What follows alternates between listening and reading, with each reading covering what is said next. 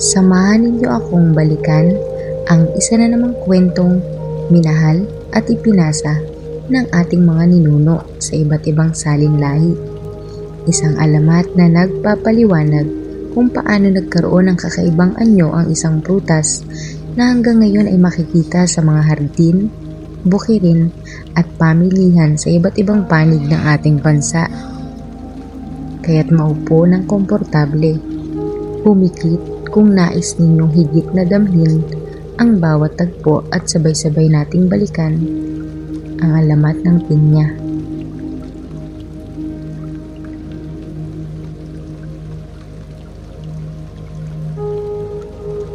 Noong unang panahon sa isang payapang nayon na napapalibutan ng malalawak na bukirin at luntiang kakahuyan, ang bawat umaga ay tila nagsisimula sa isang banayad na awit ng kalikasan.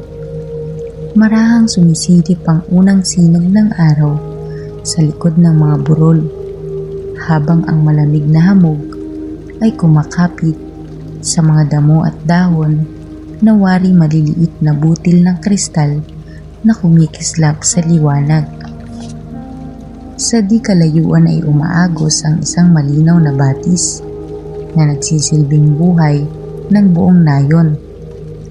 Dito nag-iigib ng tubig ang mga mag-anak, naglalaba ang mga ina at naglalaro naman ang mga bata kapag tapos na ang kanilang mga gawain. Sa bawat pagdaan ng banayad na hangin, maririnig ang pagaspas ng mga dahon, ang huni ng mga ibon sa matatayog na puno at ang tilaok ng mga manok na unti-unting gumigising sa bawat tahanan. Habang nagsisimulang maging abala ang buong nayon, isa-isang nagbubukas ang mga pintuan ng mga bahay na yari sa kawayan at pawid. Ang mga magsasaka ay naghahanda ng kanilang mga kasangkapan bago magtungo sa bukirin. Samantalang ang ibang magulang ay nag-aayos ng pagkain at inihahanda ang kanilang mga anak para sa panibagong araw.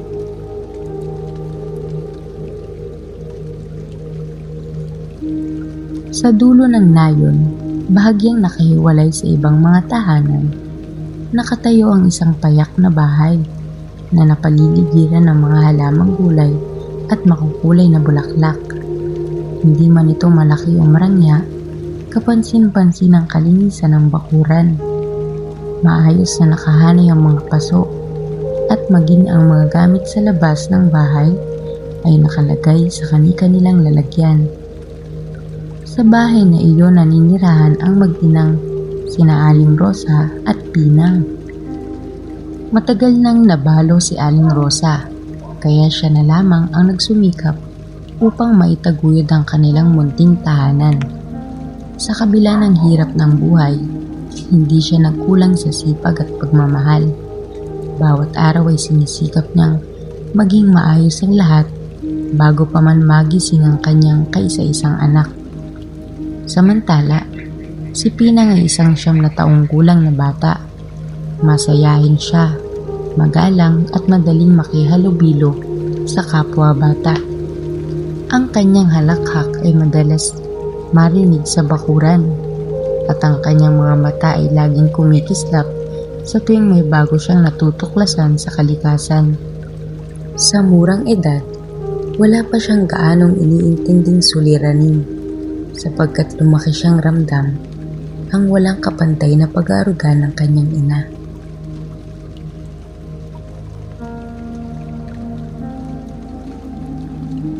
Pagsapit ng madaling araw, habang nababalot pa ng manipis na hamog ang buong nayon, marahan nang bumangon si Aling Rosa mula sa kanyang higaan. Hindi pa man sumisikat ang araw, ay sinimulan na niya ang mga gawain na kagawian sa bawat umaga. Tahimik niyang sinindihan ang kanilang munting lutuan. Ilang pirasong tuyong kahoy ang maingat niyang isinalansan sa ilalim ng kalan bago niya pinaliyab ang apoy. Hindi nagtagal ay unti-unting kumalat sa loob ng bahay ang banayad na amoy ng bagong sinaing na humahalo sa malamig na simoy ng umaga. Habang hinihintay niyang maluto ang kanilang almusal, lumabas siya sa bakuran dala ang isang timba ng tubig. Isa-isa niyang diniligan ang mga halamang gulay na kanyang itinanim sa gilid ng bahay.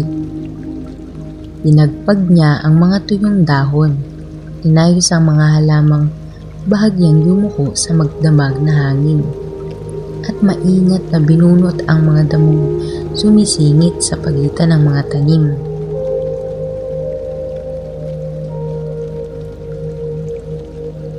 Pagbalik niya sa loob ng bahay, ay maayos na niyang inihain ang pagkain sa kanilang maliit na hapag. Noon pa lamang dahan-dahang nagising si Pinang. Kinusot nito ang kanyang mga mata. Humikab ng mahaba at lumapit sa hapag kung saan naghihintay na ang mainit na almusal na inihanda ng kanyang ina. Tahimik silang nagsalo. Pagkatapos kumain, agad na tumayo si Pinang at masayang tumakbo palabas ng bahay upang makipaglaro sa mga batang naghihintay sa kanya sa bakuran. Naiwan sa ibabaw ng hapag ang kanyang mangkok at baso. Saglit na sinundan ni Aling Rosa ng tingin ng kanyang anak. Isang banayad na ngiti ang sumilay sa kanyang mga labi bago siya marahang bumalik sa mesa upang ligpitin ang mga pinagkainan. Hindi iyon ang huling pagkakataon sa araw na iyon.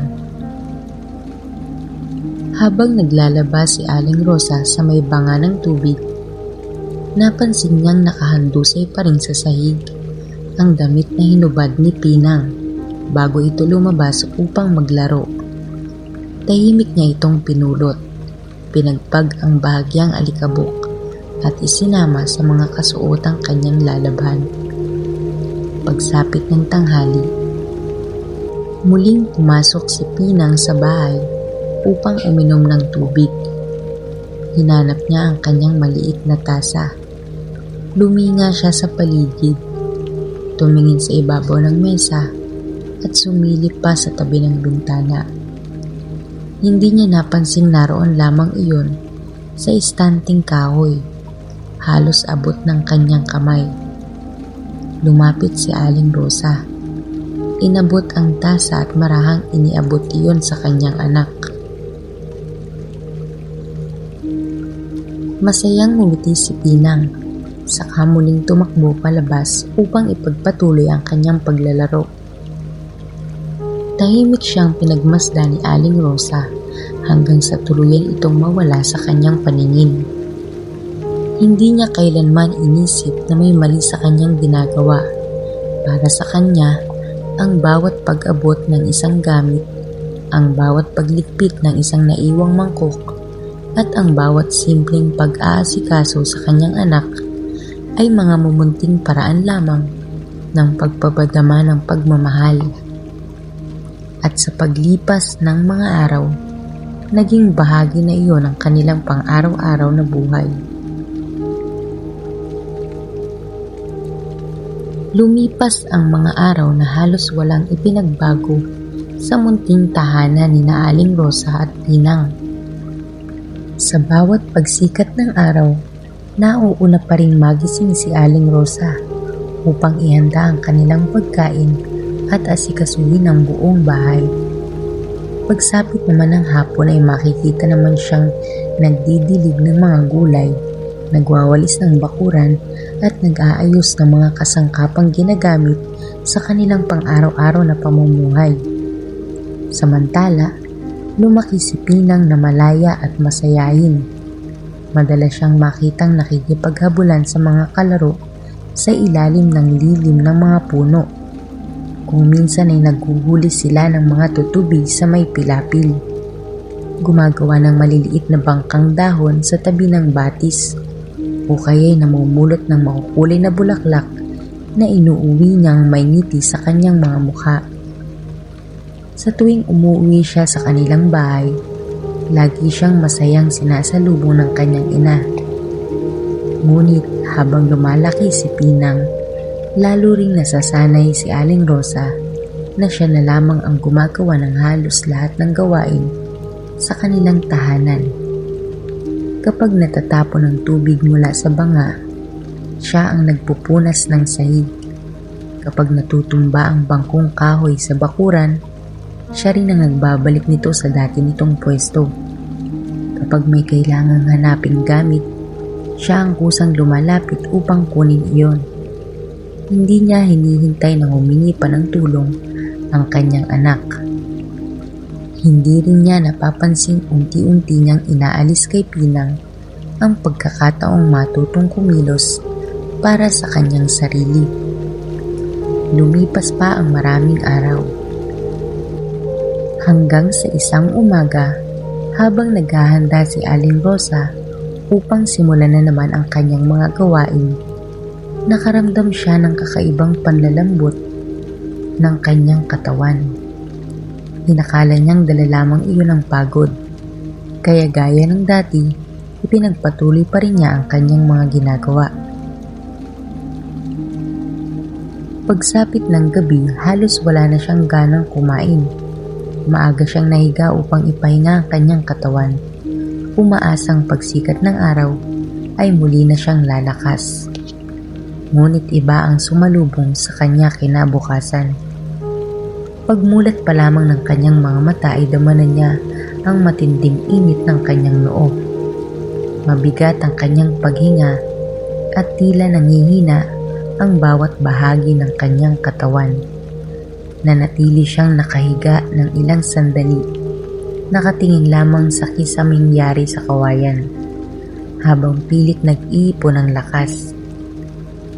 Sa kabilang panig naman ng bahay ay mahimbing pang natutulog si Pinang, walang kamalay-malay sa kalagayan ng kanyang ina.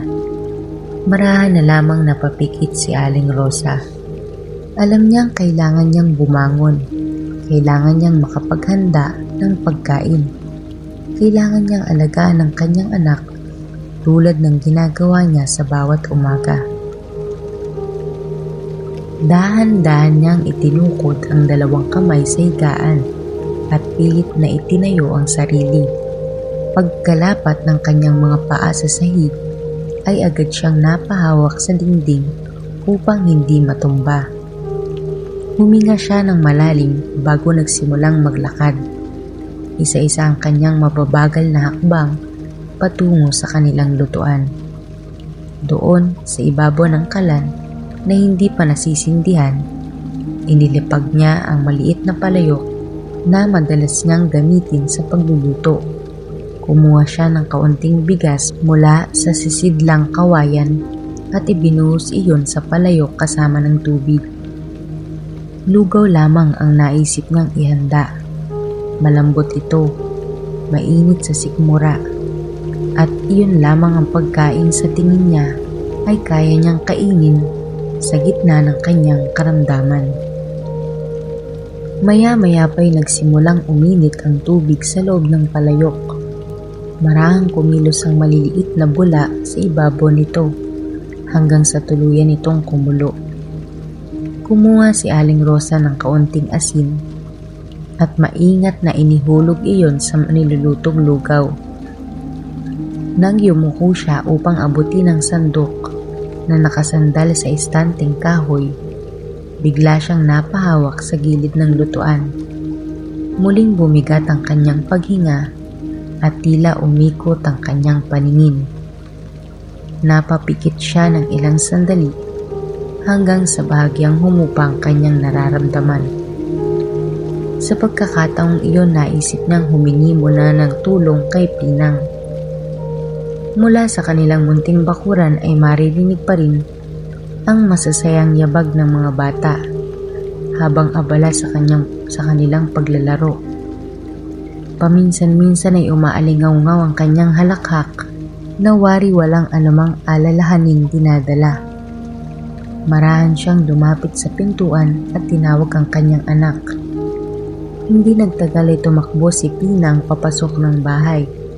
Bahagya pang hinihingal mula sa paglalaro. Saglit niya lamang pinagmasdan ng kanyang ina bago ibinaling ang tingin sa paligid ng lutuan. Naroon ang palayok na kumukulo, ang banga ng tubig, ang estanteng kinalalagyan ng mga mangkok at iba pang kasangkapan, at ang munting kalan na patuloy na nagliliyab.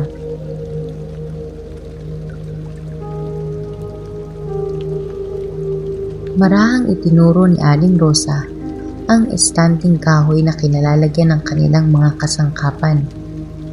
Nasa pinakailalim nito ang isang maliit na mangkok na araw-araw nilang ginagamit sa pagkain ng lugaw.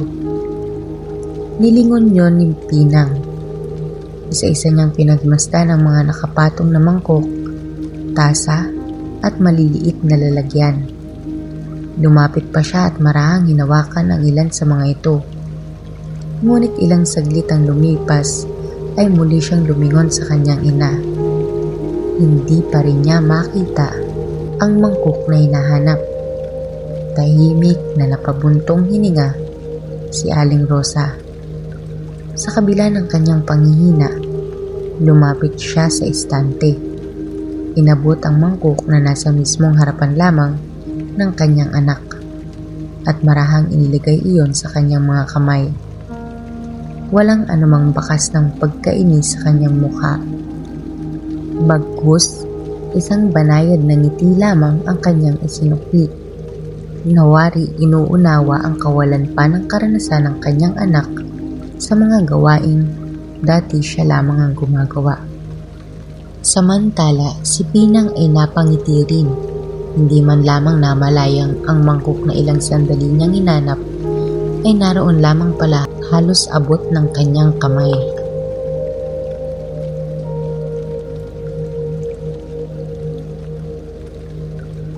Muling bumalik si Aling Rosa sa kanilang lutuan at maingat na inilapag ang mangkok sa tabi ng kumukulong lugaw. Humugot siya ng malalim na hininga bago muling sumandal sa dingding. Tila bawat sandali ay lalo pang bumibigat ang kanyang katawan. Nais sana niyang ipagpatuloy ang pagluluto nang hindi na muling aabala sa kanyang anak. Ngunit nang subukan niyang abutin ang lalagyan ng asin, muli na namang nanlambot ang kanyang mga tuhod. Napapikit siya at marahang napahawak sa gilid ng kalan upang hindi matumba. Nasa tabi pa rin niya si Pinang, tahimik na pinagmamasdan ang kanyang ina. Sa mahinang kilos ay itinuro ni Aling Rosa ang maliit na lalagyanang pinaglalagyan nila ng asin na nakapatong sa kabilang bahagi ng estante.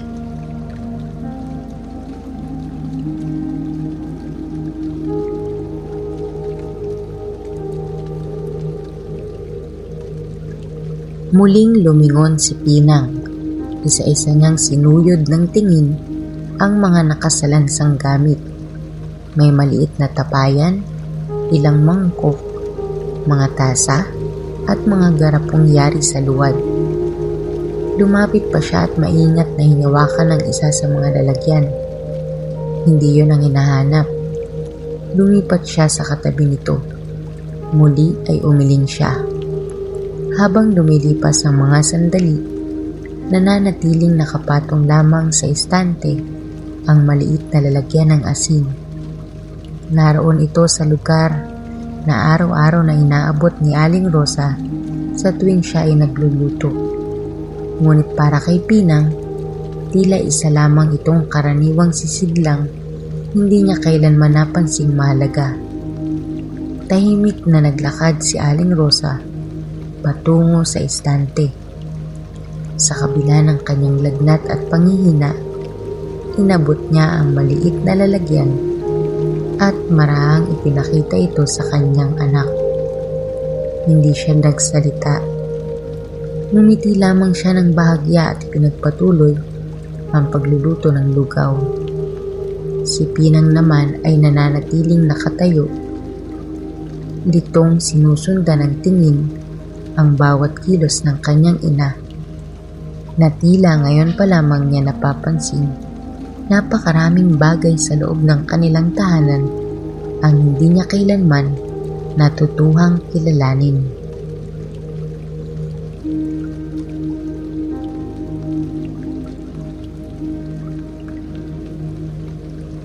Muling humarap si Aling Rosa sa kumukulong lugaw. Bahagya na itong lumapot at kailangan na niya itong haluin upang hindi dumikit sa ilalim ng palayok. Pilit niyang imulat ang kanyang kamay, ngunit hindi na niya maabot ang sandok na nakasabit sa kahoy ng sabitan sa tabi ng estante. Huminga siya ng malalim bago muling lumingon kay Pinang.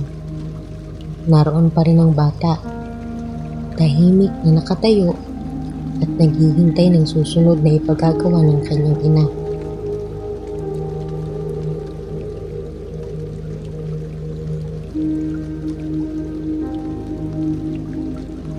Sa pagkakataong iyon, marahan niyang itinuro ang sabitan. Naroon ang kahoy na sandok na araw-araw niyang ginagamit sa pagluluto. Nilingon iyon ni Pinang. Lumapit siya sa sabitan at isa-isang pinagmasdan ang mga nakasabit na kasangkapan. May sandok na yari sa bao, may maliit na salaan, at may pang-ipit na kawayan. Isa-isa niya tong hinawakan. Pinagmasdan, ibinadik, lumipat sa katabi, at lumipas ang ilang sandali. Patuloy na kumukulo ang lugaw. Patuloy ding hinihintay ni Aling Rosa ang pag-abot ng sandok. Ngunit muli na namang lumingon si Pinang sa kanyang ina. Sa pagkakataong iyon, unti-unting pumikit si Aling Rosa.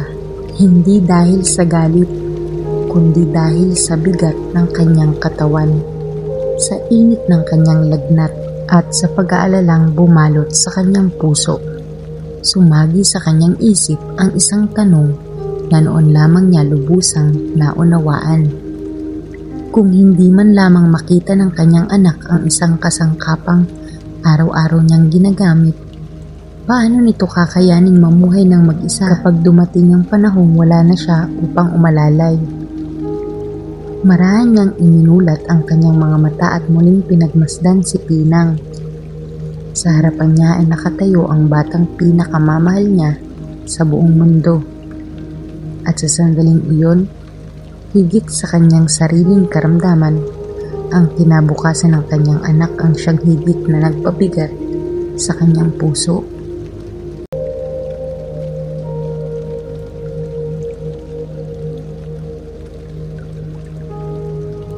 Patuloy na kumukulo ang lugaw sa ibabaw ng kalan. Ang makapal na singaw ay unti-unting pumuno sa munting tahanan, habang ang apoy sa ilalim ng palayok ay patuloy na sumisiklab. Naramdaman ni Aling Rosa ang paghapdi ng kanyang noo at ang panghihinang, tila unti-unting inuubos ang natitira niyang lakas. Muli niyang inabot ang sandok. Muli rin siyang nabigo. Napilitan siyang lumapit sa sabitan at siya na mismo ang kumuha nito. Nang mahalo niya ang lugaw, napabuntong hininga siya. Hindi dahil sa pagod ng pagluluto, kundi dahil sa bigat ng kanyang iniisip. Tahimik na nakatayo si Pinang sa kanyang tabi. Wala pa rin maunawa ang dahilan kung bakit tila nalulungkot ang kanyang ina. Ipinatong ni Aling Rosa ang sandok sa gilid ng palayok at dahang-dahang humarap sa kanyang anak. Matagal niya itong pinagmasdan. Ang batang ilang taon niyang inalagaan, pinakain, binihisan at inasikaso sa bawat araw ng kanyang buhay. Napuno ng lungkot ang kanyang puso. Sa gitna ng kanyang matinding lagnat at panghihina, hindi niya napigilang mabigkas ang mga salitang kailanman ay hindi niya inakalang mamumutawi sa kanyang mga labi. Hiniling niyang sana'y magkaroon si Pinang ng napakaraming mata upang makita nito ang mga bagay na nasa harapan lamang niya. Pagkasambit ng mga salitang iyon, Tila natauhan si Aling Rosa. Agad niyang pinagsisihan ang kanyang nasabi. Nais man niyang bawiin ang mga salita, minsan nang nakalabas ang mga iyon sa kanyang bibig. Tahimik na yumuko si Pinang. Hindi niya lubos na nauunawaan ang kahulugan ng sinabi ng kanyang ina. Ngunit dama niyang nasaktan niya ito. At sa unang pagkakataon sa buong maghapon, hindi na siya muling lumabas ng bahay upang maglaro.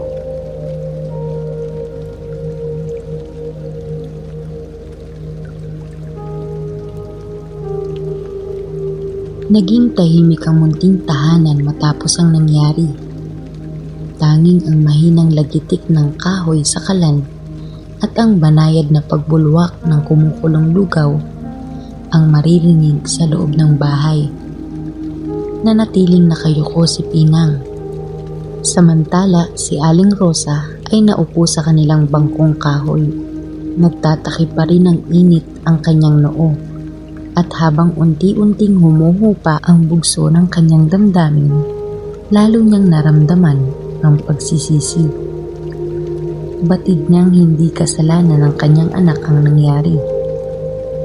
Siya mismo ang laging nauunang gumawa ng bawat gawain. Siya ang laging nag-aabot ng bawat kailangan. Siya ang hindi nakapagturo kay Pinang ng mga simpleng bagay na dapat sana'y natutuhan niya ito habang lumalaki. Nais niyang tawagin ang kanyang anak at yakapin ito. Nais niyang bawiin ang mga salitang nabitiwan niya. Ngunit nang iangat niya ang kanyang paningin, wala na si Pinang sa loob ng bahay. Dali-dali siyang tumayo at lumabas sa kanilang bakuran. Nilibot niya ang paligid habang paulit-ulit na hinahanap ang kanyang anak. Tinungo niya ang landas papunta sa batis. Ang lilim ng mga punong madalas nitong paglaruan at maging ang mga kalapit na bahay. Ngunit saan man siya maghanap, wala siyang nakita. Lumipas ang maghapon hanggang sa unti-unting lumubog ang araw. Kasabay ng pagdilim ng kalangitan, ay lalo ring bumigat ang pangamba sa puso ni Aling Rosa. Hindi na muling nagbalik si Pinang.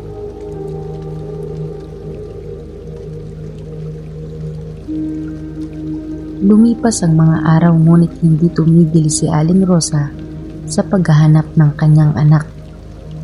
Tuwing sumisikat ang araw, nililibot niya ang mga landas na dati nitong dinaraanan. Tinatanaw niya ang pampang ng batis, ang maliliit na daanang patungo sa bukirin at ang lilim ng mga punong madalas nitong paglaruan.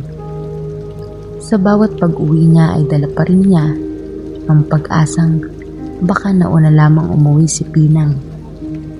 Ngunit sa bawat pagbukas niya ng pintuan, ang katahimikan lamang ng kanilang munting tahanan ang sumasalubong sa kanya.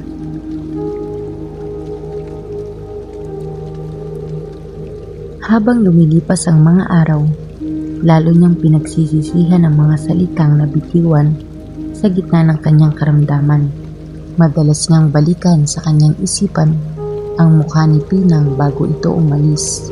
Noon niya higit na naunawaan na ang kanyang anak ay hindi naging pabaya dahil sa masamang ugali, kundi dahil lumaki itong umaasa sa pag-aarugang buong puso niyang ibinigay. Isang umaga, habang naglalakad siya sa gilid ng kanilang bakuran, may isang halamang ngayon lamang niya nakita. Mababa pa lamang ito, ngunit matitibay ang mga dahon nitong mahahaba at tila nakaayos na paikot sa pinakagitna ng halaman. Hindi niya ito kilala. Lumuhod siya at marahang hinaplos ang mga dahon nito. Ilang araw pa ang lumipas, lalo itong lumaki. Hanggang sa isang umaga, napansin niyang may isang bunga na umusbong sa pinakagitna nito. Maingat niya itong pinagmasdan. Hindi ito katulad ng alinmang prutas na nakita niya noon. Nang lalo niya itong titigan, napansin niyang nababalot ang buong bunga ng maliliit na bilog na hugis matang nakatingin sa iba't ibang panig. Biglang sumagi sa kanyang alaala ang mga salitang nabitiwan niya sa kanyang anak noong araw na siya'y nagkasakit. Napahawak siya sa kanyang dibdib habang unti-unting namumuo ang mga luha sa kanyang mga mata. Sa katahimikan ng umagang iyon, tila naunawaan niya ang hiwagang ipinagkaloob ng kalikasan. Mula noon, ang halamang iyon ay tinawag na pinya bilang paggunita sa batang si Pinang at sa maraming matang makikita sa kakaiba nitong bunga. Sa paglipas ng maraming taon, naipasa ang kwento nito sa iba't ibang salig lahi bilang paalala ng isang mahalagang aral. Ang tunay na pagmamahal ng isang magulang ay hindi lamang nasusukat sa pag-aaruga at pagbibigay ng lahat na kailangan ng anak. Kasama rin dito ang pagtuturo ng mga simpleng gawain maghahanta sa kanya sa pagharap sa buhay ng may sariling kakayahan at pananagutan. Maraming salamat sa inyong pagsama sa ating muling paglalakbay sa mundo ng mga kwentong minahal ng ating mga ninuno. Sana'y nagustuhan nyo ang ating pagsasalaysay ng alamat ng pinya. Kung may nais pa kayong mapakinggang alamat o kwentong pangbata, huwag kalimutang ibahagi ito sa mga komento. At kung nais mong samahan akong balikan ang iba pang mga kwentong kinalakihan ng dekada 90, huwag kalimutang suportahan ang ating munting channel. Hanggang sa muli at magkita-kita tayo sa susunod na mga kwento.